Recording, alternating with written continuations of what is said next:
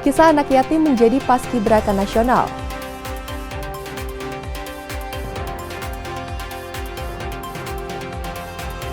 Penutupan Buleleng Festival 2026, perputaran ekonomi capai 3 miliar rupiah. Imigrasi Denpasar catat peningkatan deportasi WNA. Disiarkan dari Studio 1 Kompas TV Dewata, inilah Kompas Pagi.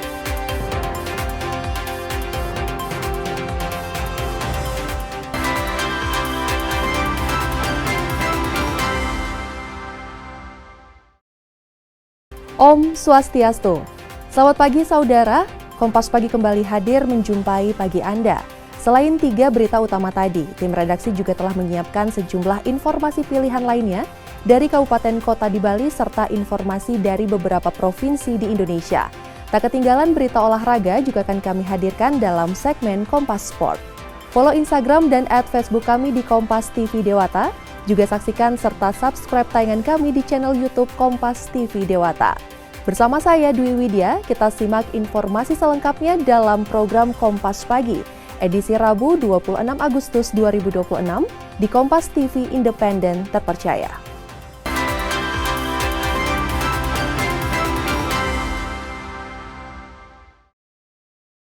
Saudara, sebelum menyimak berita terbaru hari ini, berikut tim redaksi Kompas Pagi akan menghadirkan rangkuman berita episode kemarin dalam kilas peristiwa Selasa berikut ini. Provinsi Bali dipilih menjadi salah satu wilayah pertama di Indonesia untuk menjalankan program vaksinasi Human Papillomavirus atau HPV bagi anak laki-laki. Kepala Badan Percepatan Pengentasan Kemiskinan atau BP Taskin, Budiman Sujatmiko, menegaskan bahwa digitalisasi desa tidak boleh berada hanya sebatas layanan administrasi. Wali Kota Denpasar instruksikan seluruh aparatur sipil negara atau ASN untuk mengumpulkan donasi sukarela guna membantu korban bencana alam di sejumlah wilayah Indonesia.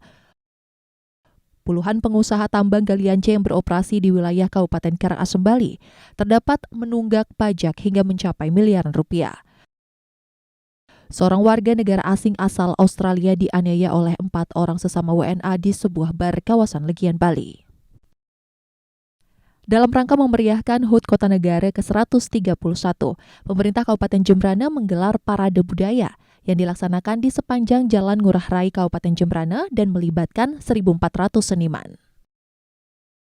Saudara, harga daging ayam di Pasar Badung Denpasar melonjak hingga Rp10.000 per kilogramnya. Kenaikan ini diduga dipicu meningkatnya serapan ayam untuk kebutuhan dapur MBG, seiring masifnya operasional program makan bergizi gratis. Harga daging ayam di Pasar Badung Denpasar melonjak tajam. Kenaikannya mencapai Rp10.000 per kilogramnya.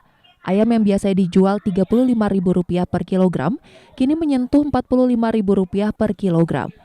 Sejumlah pedagang mengaku belum pernah menaikkan harga ayam setinggi ini. Pedagang menyebut kenaikan harga mulai terasa sejak program makan bergizi gratis atau MBG kembali beroperasi secara masif, seiring anak-anak kembali masuk sekolah.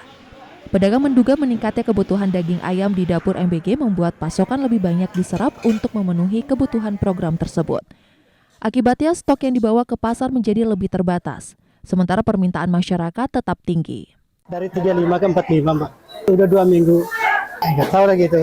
Karena apa mungkin ini? Apa sih namanya? MBG. Kaget sih. Rp10.000 ya. Kaget ya. Tapi Mbak sendiri pengennya berharap seperti apa? Biar stabil lagi? Ya stabil aja harganya, Mbak.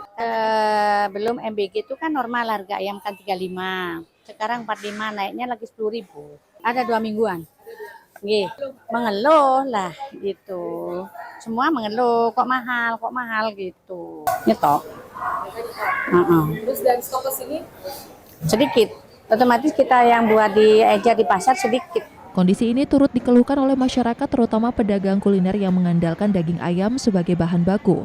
Kenaikan harga membuat modal dagang membesar, sementara pendapatan tidak ikut meningkat. Sangatlah gini beban bagi pedagang, karena kecil pendapatannya sekarang karena ayamnya terlalu tinggi naiknya. Ya lumayan. Pergininya per kilo ya mengaruhi. Kalau dikecilin nanti pembeli nggak ada. Kalau besar seperti biasa pendapatnya mengecil ya, berkurang gitu pendapatannya gitu. Saya nggak naikin gini, tetap, tapi itu udah pendapatnya lebih dikit. Kalau saya ngabisin biasa 10 kilo, 10 kilo pilet ya biar bisa turun lah.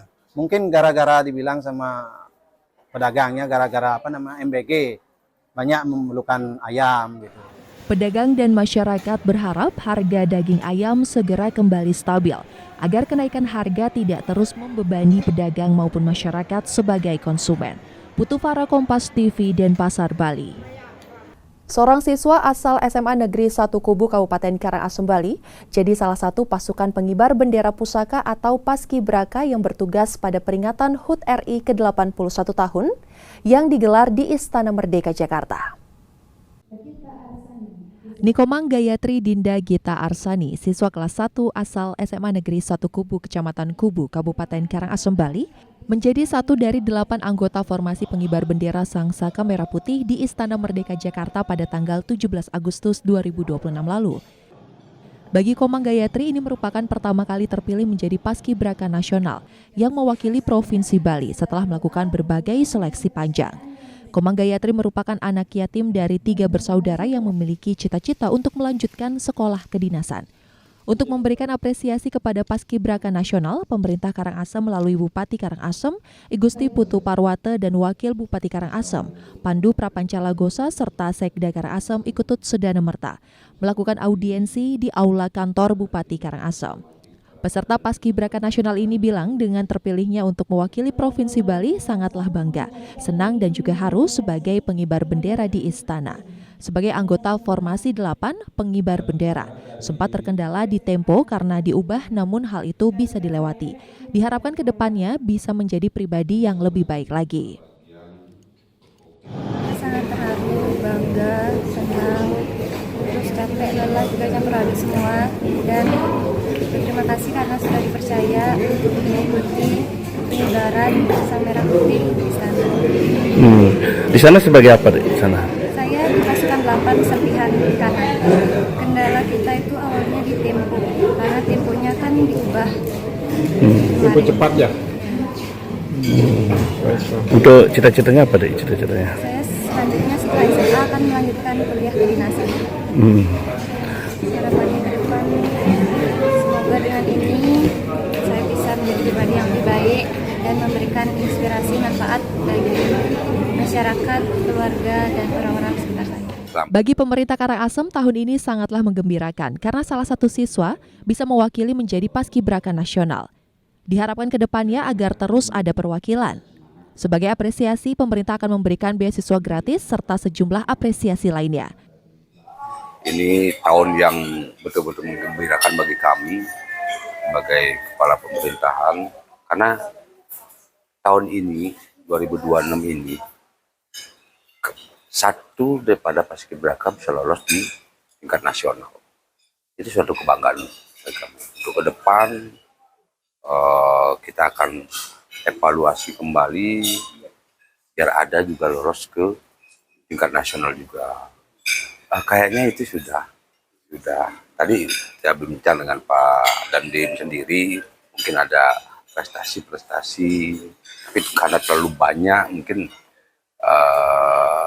masih dievaluasi mungkin sama pusat itu sendiri. Selain memberikan apresiasi kepada Paskibraka Nasional, Bupati Karangasem I Gusti Putu Parwate juga memberikan apresiasi kepada 9 Paskibraka Provinsi Bali, serta 50 Paskibraka Kabupaten Karangasem tahun 2026. Eka Winarte, Kompas TV, Karangasem, Bali.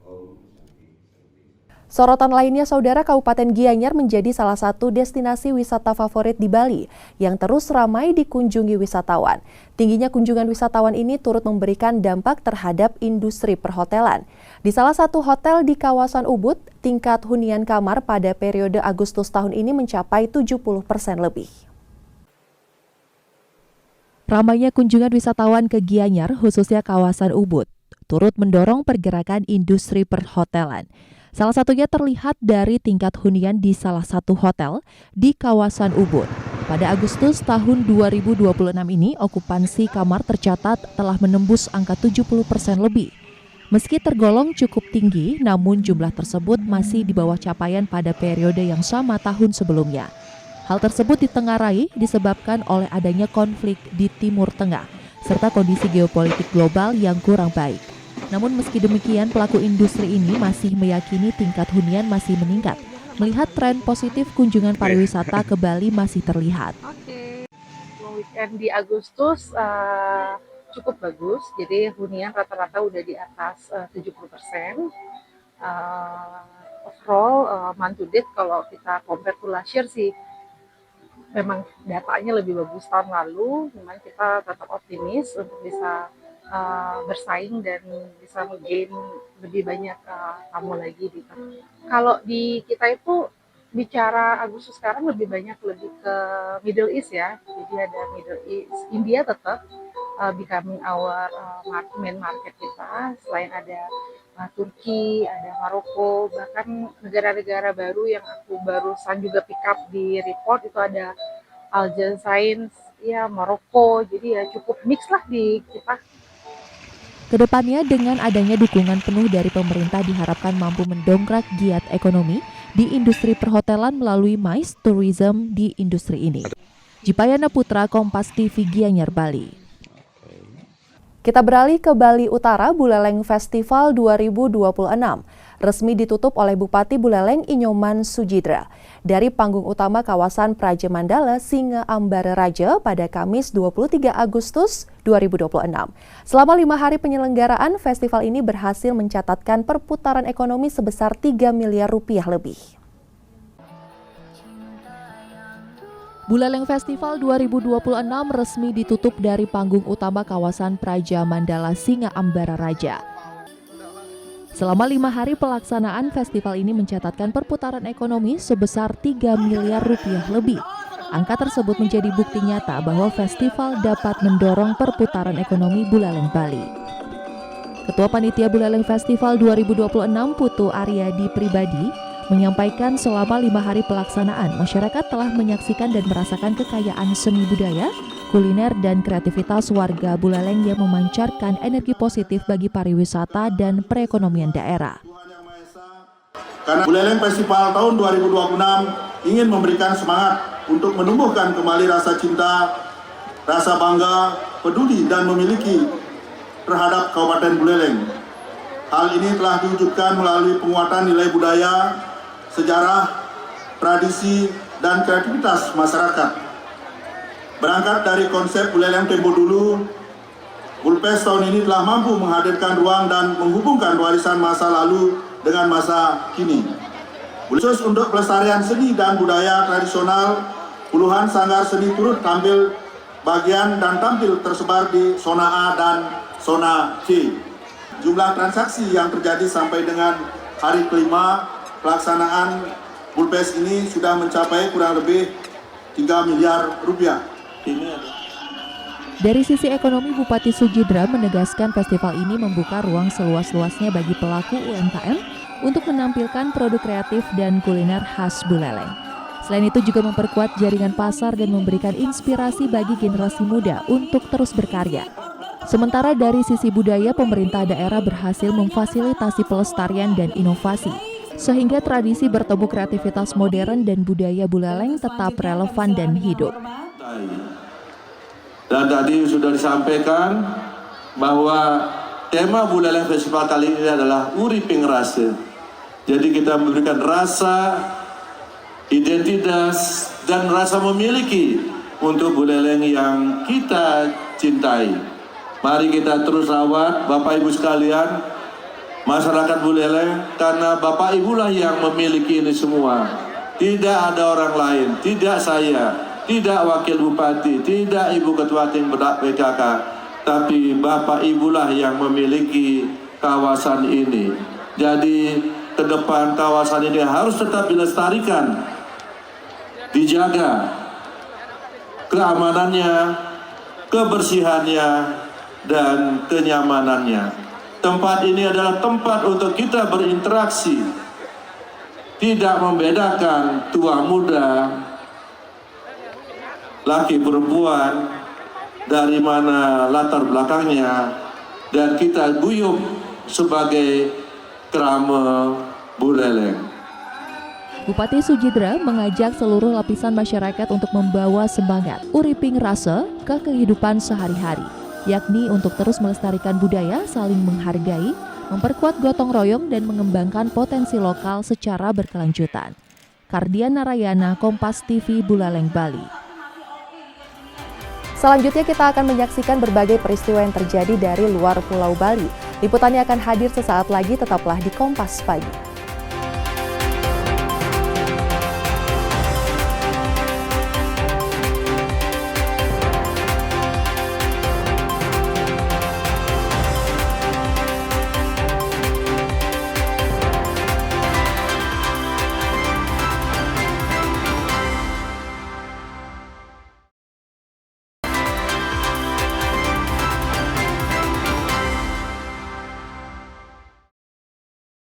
Kita awali dari Kalimantan Selatan. Paparan asap kebakaran hutan dan lahan di Kota Banjarbaru, Kalimantan Selatan kian mengancam kesehatan kelompok rentan, khususnya anak-anak usia sekolah. Ancaman ISPA ini memaksa para orang tua berjuang mandiri dengan mewajibkan dan memasangkan masker kepada buah hati mereka saat berangkat ke sekolah. Menyengatnya kabut asap akibat kebakaran hutan dan lahan di Jalan Jurusan Pelaihari, Banjarbaru membuat warga harus ekstra hati-hati saat beraktivitas di luar rumah. Bahkan seorang pejalan kaki terpaksa menutupi masker dengan tangan demi mengurangi sesak napas akibat pekatnya asap.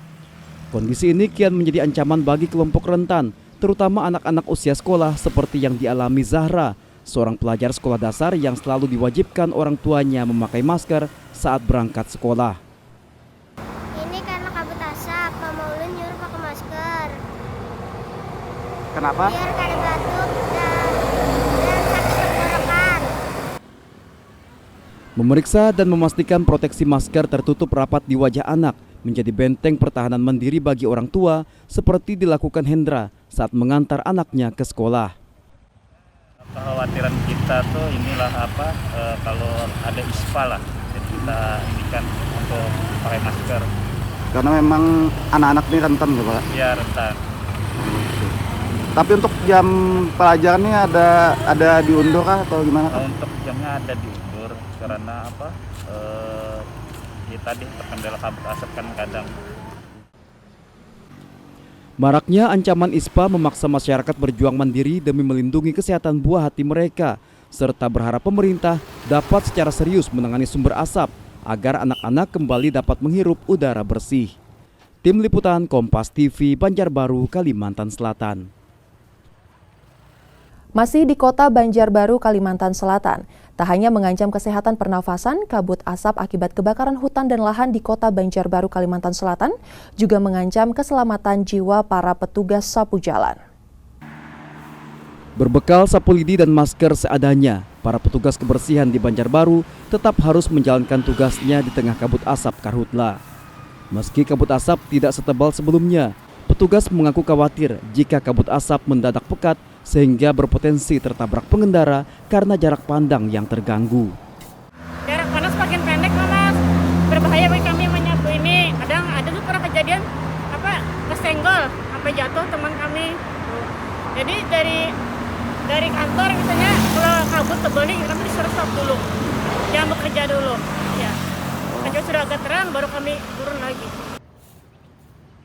Kekhawatiran tersebut bukan tanpa alasan, karena beberapa rekan seprofesi mereka sempat tersenggol akibat pekatnya kabut asap beberapa waktu lalu. Namanya di jalan ya, kalau ada mobil yang kelajuan bener ya, takutan kalau pinata kepak apakah itu bener ya. Kalau yang lain-lainnya sih aman-aman aja. Dedikasi para pekerja jalanan ini tentu patut mendapat perhatian, terutama dukungan berupa masker standar kesehatan dan bantuan vitamin guna melindungi diri dari bahaya ISPA saat bertugas di tengah bencana karhutla. Arpawi, Kompas TV, Banjarbaru, Kalimantan Selatan. Kita beralih ke Jawa Timur, saudara. Sejak beberapa pekan terakhir, harga daging ayam di pasar tradisional Kota Kediri merangkak naik. Saat ini harga daging ayam tembus di angka Rp42.000 per kilogramnya. Sejak beberapa pekan terakhir, harga daging ayam di sejumlah pasar kota Kediri mengalami kenaikan. Seperti halnya di Pasar Setono Betek, Kota Kediri. Saat ini, harga daging ayam di angka Rp42.000 per kilogram. Sebelumnya, harga daging ayam hanya sekitar Rp36.000. Namun secara berkala mengalami kenaikan hingga saat ini. Menurut pedagang, kenaikan harga daging ayam terjadi setelah tingginya permintaan dari dapur SPPG untuk program MBG. Selain itu, juga diperparah dengan meningkatnya konsumsi warga untuk kebutuhan kegiatan di momen bulan Agustus. Imbas mahalnya harga daging ayam, membuat penjualan salah satu pedagang menurun drastis. Hal itu karena sebagian para warga mengurangi pembeliannya. Jika biasanya membeli 1 kilogram, kini berkurang hanya setengahnya saja. Sementara itu, penjualan pedagang juga mengalami penurunan. Jika biasanya momen Agustusan bisa menjual hingga 4 kuintal, kini hanya 3 kuintal saja dalam sehari. Hal ini membuat pedagang mengurangi stok ayam dari 100 ekor menjadi 80 ekor per hari. Kalau dari pembeli ya otomatis mereka sudah ayam mahal akhirnya melayu, ibaratnya niku loh kok mahal banget gitu. Akhirnya kayak semisal umpama belinya 1 kilo malah jadi setengah. Kayak ngoten nggih tumbasnya niki napa ceker kepala ati gitu. Satu MBG yang jelas karena mungkin stoknya kurang di Kediri. Terus mari ngono yang keduanya mungkin ada momen 17-an juga, terus ada Maulid juga gitu. Pedagang berharap kepada pemerintah untuk melakukan peninjauan langsung ke sejumlah pasar. Hal itu karena dampaknya merugikan ke sejumlah pedagang kecil di pasar tradisional. Tim Liputan, Kompas TV Kediri, Jawa Timur. Sementara informasi dari Jawa Barat, Satreskrim Polres Garut menangkap seorang tersangka yang diduga melakukan penyalahgunaan bahan bakar minyak bersubsidi jenis Pertalite. Dari tangan tersangka, polisi menyita ratusan liter BBM yang diduga akan dijual kembali dengan harga yang lebih tinggi.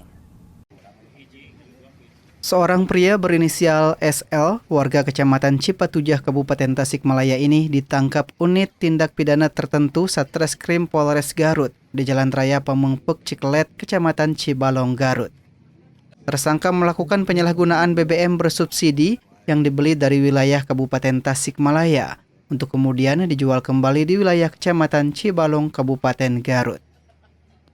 Polisi juga menyita sejumlah barang bukti, diantaranya 16 jerigen atau kompan yang masing-masing berisi sekitar 35 liter BBM dengan total mencapai 560 liter, 1 unit telepon seluler, serta 1 unit kendaraan roda 4. Kasat Reskrim Polres Garut AKP Herman Saputra bilang, tersangka membeli ratusan BBM bersubsidi ini dari beberapa SPBU yang ada di Tasikmalaya dengan menggunakan sejumlah barcode palsu untuk kemudian BBM tersebut dijual kembali di wilayah Garut.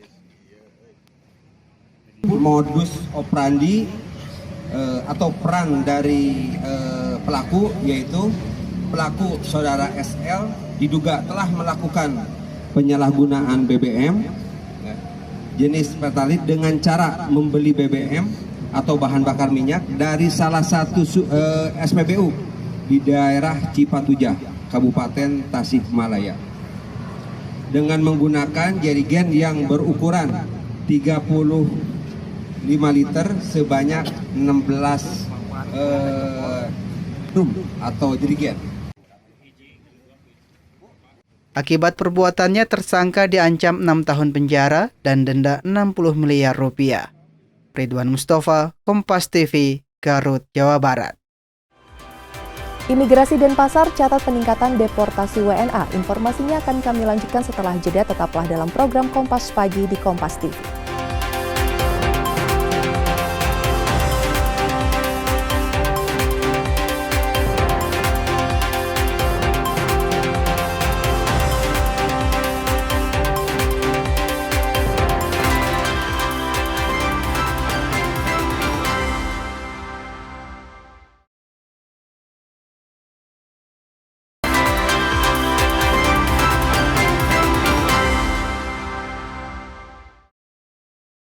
Saudara, Kompas Pagi masih menemani Anda dengan berbagai informasi inspiratif. Seiring meningkatnya aktivitas warga negara asing di Bali, pengawasan keimigrasian terus diintensifkan. Lalu sejauh mana hasil penindakan yang dilakukan kantor imigrasi Denpasar? Jurnalis Kompas TV akan menyajikan laporannya berikut ini. Imigrasi Bali baru saja melaporkan bahwasannya terdapat 342 WNA yang dideportasi dan kebanyakan dari mereka memang diketahui pelanggarannya adalah overstay di Bali. Dan untuk itu saudara, saat ini saya sudah berada di kantor imigrasi kelas 1 TPI Denpasar. Nah, kita akan menanyakan langsung bagaimana sih kalau di Denpasar, apakah betul ada dideportasi juga, berapa sih dari semester 1 2026 yang dideportasi dan apa pelanggaran-pelanggaran yang dilakukan begitu. Saat ini saya sudah bersama dengan Bapak Christian Prantigo selaku PLH Kepala Kantor Imigrasi kelas 1 TPI Denpasar. Selamat siang Pak Christian. Selamat siang. Pak Christian, izin kita langsung aja kali ya nanyain mengenai deportasi WNA. Nah, saat ini kan lagi marak persoalan WNA yang cukup brutal begitu kalau misalkan berwisata, dan kita kan seperti yang diketahui juga Bali kan merupakan kawasan wisata yang cukup terkenal begitu di mancanegara maupun di nasional begitu. Dan saat ini untuk di imigrasi Denpasar sendiri itu apakah sudah ada laporan, artinya sudah ada data untuk yang dideportasi untuk WNA sendiri, berapa kira-kira jumlah, dan dari Januari hingga Juni saat ini berapa sih jumlahnya gitu? Baik, untuk deportasi di kantor imigrasi kelas 1 TPI Denpasar tercatat sampai Juni, tanggal 30 Juni 2026, itu tercatat sebanyak 87 orang yang kita deportasi ke luar negeri, seperti itu. Kalau dideportasi ke luar negeri, dan artinya mereka sudah dibawa balik ke negaranya begitu? Sudah dipulangkan ke negaranya. Itu kalau boleh tahu jenis pelanggaran yang paling banyak dilakukan itu oleh mereka itu apa, Pak? Iya, untuk pelanggaran mengganggu ketertiban umum yang biasa dilakukan di kantor imigrasi kelas 1 TPI Denpasar di wilayah kami adalah pengrusakan atau teriak-teriak, atau di beberapa villa juga tercatat kita deportasi karena tidak mentaati aturan atau regulasi di daerah tersebut, seperti itu. Itu caranya mengetahui akhirnya mereka melakukan hal tersebut seperti apa? Dari imigrasi Denpasar sendiri itu pengawasannya seperti apa? Apakah ada sesuatu yang spesifik dilakukan oleh kantor imigrasi Denpasar dalam rangka operasi, artinya mengawasi lah mereka-mereka yang tidak taat dengan peraturan di negara?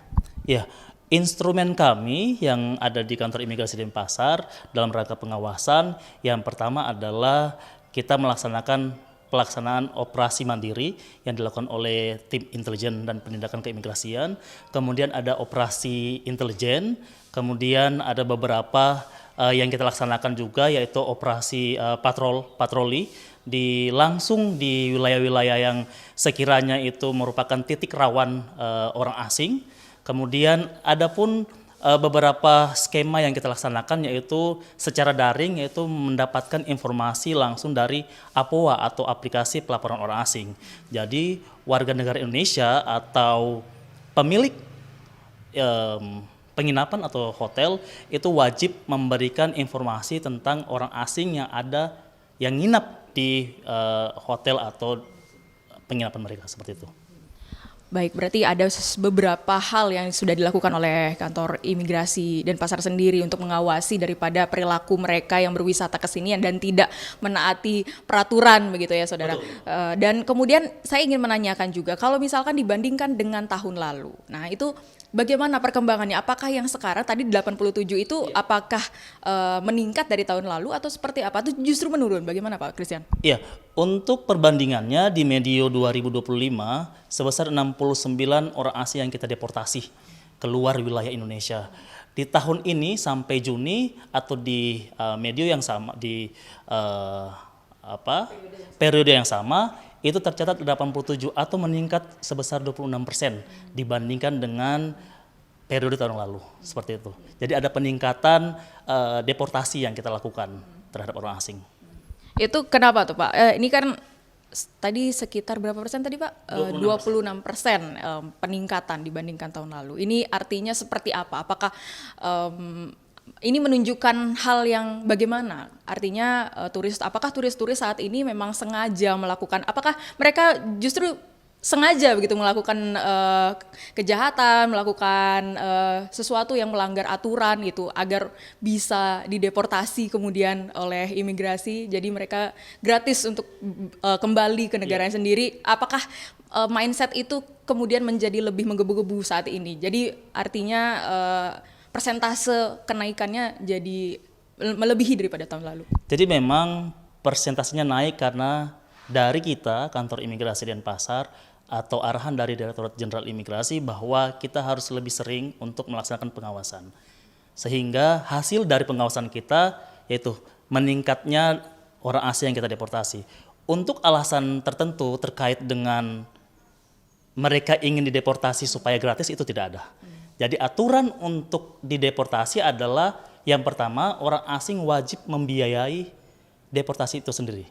Yang kedua, kalau misalkan orang asing sudah tidak punya uang, tidak memiliki uang atau yang bisa dideportasi tersebut, itu diminta kepada kedutaan besar mereka. Kemudian yang ketiga, kalau tidak bisa dari kedutaan besar, ke keluarga mereka. Kalau tidak bisa ke keluarga mereka, ke penjamin orang asing tersebut. Jadi stigma untuk bisa dideportasi secara gratis itu tidak ada. Bahwa 100% orang asing yang kita deportasi wajib dibiayai oleh mereka sendiri, seperti itu. Artinya mereka yang menanggung beban begitu daripada perbuatan mereka sendiri, betul ya Pak? Betul. Tidak ada imigrasi memberikan jaminan untuk biaya deportasi mereka, tidak ada. Kita tidak punya itu, jadi memang sudah diinformasikan kepada penjamin orang asing bahwa ketika mereka melaksanakan atau melakukan kegiatan yang tidak benar di Indonesia dan pada akhirnya akan dideportasi, mereka wajib untuk membiayai deportasi itu sendiri. Seperti itu, Mbak. Baik, tadi saya melanjutkan, tadi Bapak mengatakan sekitar 20%-an, 26% meningkat dari tahun lalu. Itu kalau misalkan dari Imigrasi Denpasar sendiri, itu apakah ada rekomendasi aturan yang ingin disampaikan mengenai, artinya para WNA ini seharusnya, bukan hanya WNA mungkin ya, pelaku pariwisata, artinya wisatawan-wisatawan itu tetap bisa mengikuti aturan-aturan khususnya di Pulau Dewata sebagai tempat mereka berwisata dan destinasi wisata yang cukup terkenal begitu di Indonesia. Ya, beberapa kebijakan kita untuk mencegah terjadinya lonjakan deportasi orang asing ini tentunya ada beberapa hal. Yang pertama, kita menggandeng APH atau stakeholder terkait untuk bersama-sama kita memberikan pengawasan atau edukasi kepada warga negara asing yang datang ke Indonesia, khususnya di Bali, untuk melaksanakan kegiatan sesuai dengan visa dan izin tinggal yang diberikan. Kemudian tidak kalah penting adalah sosialisasi. Ini pun penting karena sosialisasi itu bisa memberikan cakrawala lebih terbuka kepada orang asing bahwa mereka harus menggunakan visa atau izin tinggal sesuai dengan peruntukan. Kemudian yang ketiga adalah kita ada instrumen APOA, aplikasi pengawasan orang asing. Nah ini, aplikasi pelaporan orang asing. Nah ini tentunya bisa menjadikan semacam pencegahan dini untuk orang asing, kita ketahui di mana keberadaannya, sehingga dari hotel ataupun masyarakat bisa menyampaikan ke kita bahwa ada orang asing yang mungkin terindikasi overstay, yang mungkin terindikasi melaksanakan atau melanggar aturan terhadap visa atau izin tinggal yang dipegang oleh mereka, seperti itu. Terakhir mungkin Pak, saya ingin mengetahui bagaimana himbauan dari Imigrasi Denpasar untuk para wisatawan yang berwisata ke Bali. Itu apakah ada himbauan spesifik mungkin untuk WNA, untuk wisatawan lokal, seperti apa Pak? Ya, untuk himbauan spesifik kepada orang asing atau wisatawan asing yang datang ke Indonesia, khususnya di Bali, yang pertama adalah taati aturan atau peraturan yang berlaku di Indonesia, taati budaya atau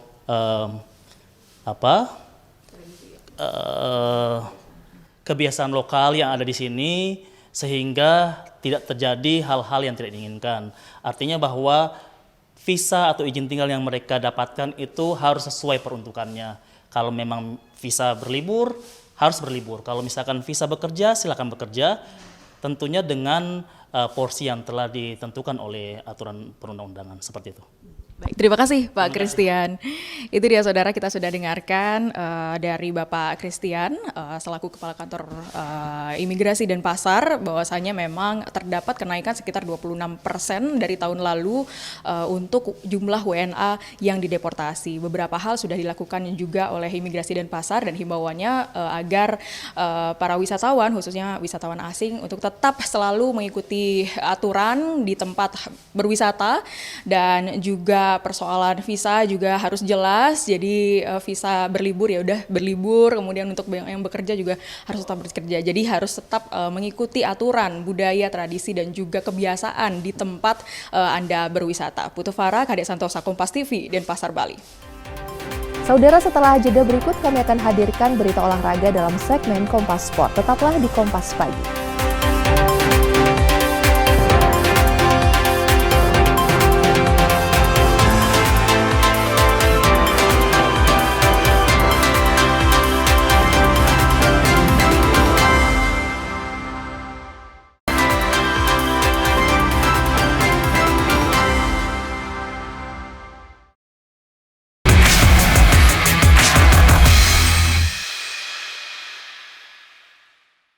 Turunkan atlet terbaik 12 provinsi berpartisipasi dalam kejuaraan nasional hoki indoor putra dan putri tahun 2026. 12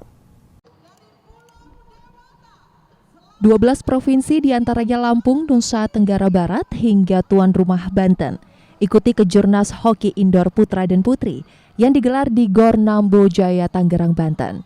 Seremoni pembukaan turut dihadiri Gubernur Banten, Andra Soni, Presiden NOC Indonesia, Raja Sabta Oktohari, dan Ketua Umum Pengurus Pusat Federasi Hoki Indonesia, Budi Sulistiono. Mengusung tema dari Banten menuju pentas dunia, diharapkan jadi wadah kompetitif atlet daerah tunjukkan potensi maksimal. Banten sebagai penyelenggara berharap hoki bisa berkembang pesat di Indonesia, dan Gubernur Andra Soni bilang Banten siap membangun stadion hoki bertaraf internasional. Kami juga akan merencanakan untuk membangun stadion hoki, field, hoki lapangan yang berstandar internasional agar kompetisi di wilayah Indonesia di Indonesia semakin baik dengan adanya fasilitas-fasilitas. Mohon doanya, mohon dukungannya agar ini bisa terlaksana. Berpisah dengan tim asal Bandung, pebasket Pandu Wiguna gabung Dewa United Banten dengan durasi kontrak 4 tahun.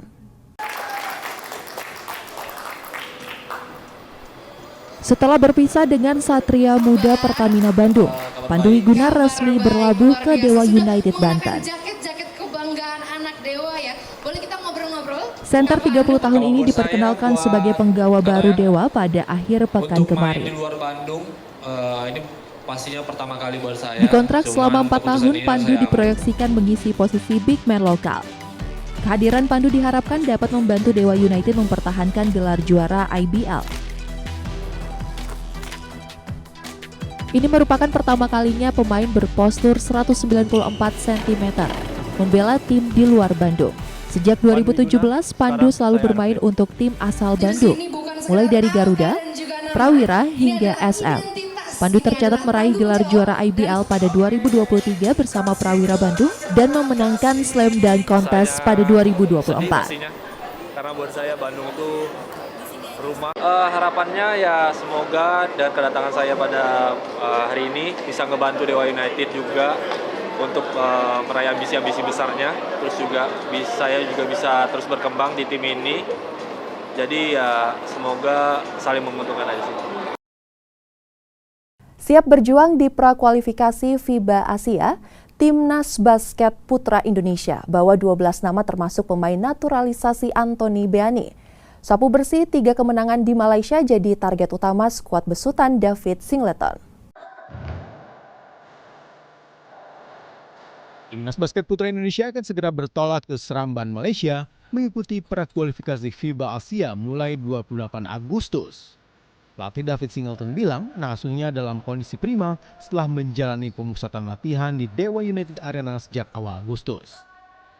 Coach Dev sudah mengantongi 12 nama yang akan dibawa. Pelatih asal Amerika Serikat membocorkan beberapa pemain, diantaranya pemain naturalisasi Anthony Bean, serta 2 nama baru Anthony Erga dan Argus Sanyudi. Sapu bersih 3 kemenangan menghadapi Singapura, Malaysia, dan Hong Kong jadi bidikan skuad Merah Putih di Seramban. We want to win all the games. We want to win all the games. We don't look at it as at the future, but we want to win one at a time, and hopefully we get to 3. But the first game is Singapore, and that's the game we got to take care of. Persiapannya ya udah hampir 100% karena kita hari Rabu berangkat, tinggal harian nanti ini. Terus besok latihan lagi sekali lagi, terus ya udah berangkat sih. Pemainnya juga udah ada juga pemainnya, jadi tinggal sekarang gimana lebih bagusin chemistry lagi aja sih. Bertolak menuju negeri jiran pada Rabu, timnas basket putra Indonesia akan langsung menghadapi Singapura 2 hari berselang. Sementara duel melawan Hong Kong dan Malaysia akan digelar pada 30 dan 31 Agustus. Angga Nurizki, Yanwar Ruslim, Kompas TV, Tangerang, Banten.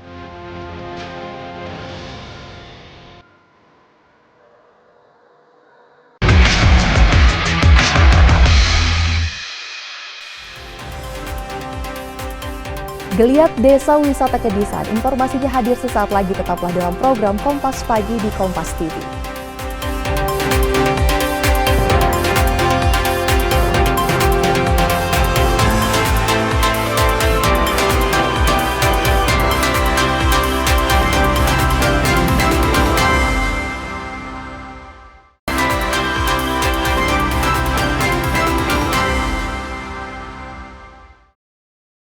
Saudara, bagi Anda yang baru bergabung, berikut kami hadirkan rangkuman berita hari ini dalam Kilas Peristiwa Rabu. Harga daging ayam di Pasar Badung Denpasar melonjak. Kenaikan ini diduga dipicu meningkatnya serapan ayam untuk kebutuhan dapur MBG, seiring masifnya operasional program makan bergizi gratis. Tingkat hunian kamar pada periode Agustus tahun 2026 di salah satu hotel di kawasan Ubud mencapai 70%. Seorang siswa asal SMA Negeri 1 Kubu Kabupaten Karangasem, Bali, menjadi salah satu pasukan pengibar bendera pusaka atau Paskibraka yang bertugas pada peringatan HUT RI ke-81 tahun 2026 yang digelar di Istana Merdeka, Jakarta. 5 hari penyelenggaraan Festival Buleleng 2026 berhasil mencatatkan perputaran ekonomi sebesar 3 miliar rupiah lebih. Desa Kedisan, Kabupaten Gianyar mulai bergeliat mengembangkan potensi pariwisata melalui pembangunan Desa Wisata Ulu Petanu Waterfall. Pengembangan objek wisata ini tak hanya menarik kunjungan wisatawan, namun juga memberikan dampak yang signifikan terhadap pendapatan asli desa. Pendapatan asli desa dapat meningkat melalui beberapa sektor, termasuk pariwisata. Seperti di Desa Kedisan, pendapatan asli desa yang sebelumnya hanya sekitar 12 juta rupiah per tahun, kini meningkat menjadi lebih dari 700 juta rupiah. Peningkatan ini menjadi bukti bahwa pengelolaan potensi wisata secara terpadu mampu mendorong pertumbuhan ekonomi desa, sekaligus membuka peluang usaha dan meningkatkan kesejahteraan masyarakat. Pembangunan desa wisata di wilayah ini berawal dari kegelisahan dirinya akan adanya permasalahan sampah di wilayah Sungai Ulu Petanu. Berangkat dari hal tersebut, bersama warga yang tergabung ke dalam komunitas pecinta alam, mulai membersihkan dan membangun objek wisata yang kini dikenal sebagai objek wisata air terjun Ulu Petanu. Sejak dibuka pada tahun 2023, kini Ulu Petanu memberikan dampak positif bagi masyarakat desa, dengan adanya peningkatan pendapatan desa dari jumlah kunjungan wisatawan yang hampir mencapai 1.000 orang per harinya. Dari peningkatan jumlah pendapatan asli desa, Kedisan kini mulai menikmati manisnya bonus pariwisata. Itu semenjak saya lahir dan saya ingat itu sudah ada yang namanya Kelabah Dangin dan Kelabah Daung yang saya sekarang jadikan Ulu Petanu Waterfall itu. Yang dulunya itu adalah tempat pembuangan sampah itu. Betul-betul itu ada masih saya punya video-videonya itu sampah di sana yang banyak itu. Makanya saya sebagai kepala desa, gimana sampah itu bisa menghasilkan. Apalagi saat itu sedang Bapak Gubernur Koster itu sangat menggebu-gebukan bagaimana kebersihan itu di desa. Makanya sekaligus kita membersihkan sungai itu sebagai bonus dari pariwisata itu. Makanya begitu tahun 2019 kita sudah merancang di desa itu dengan Musties itu sudah akan membangun. Geliat pariwisata di Desa Kedisan diharapkan mampu memberikan kontribusi positif bagi keberlangsungan alam di Desa Kedisan Tegalalang dan juga masyarakat. Jipayana Putra, Kompas TV, Gianyar, Bali. Informasi tadi sekaligus menutup perjumpaan kita pagi ini dalam program Kompas Pagi. Tetap saksikan sejumlah acara dan berbagai informasi menarik lainnya dalam program kami selanjutnya. Follow Instagram dan Facebook kami di Kompas TV Dewata, serta saksikan tayangan berita kami di channel YouTube Kompas TV Dewata. Kompas Pagi akan hadir esok hari pukul 6 sampai 7 WITA. Kompas TV independen terpercaya. Om Santi, Santi, Santi Om.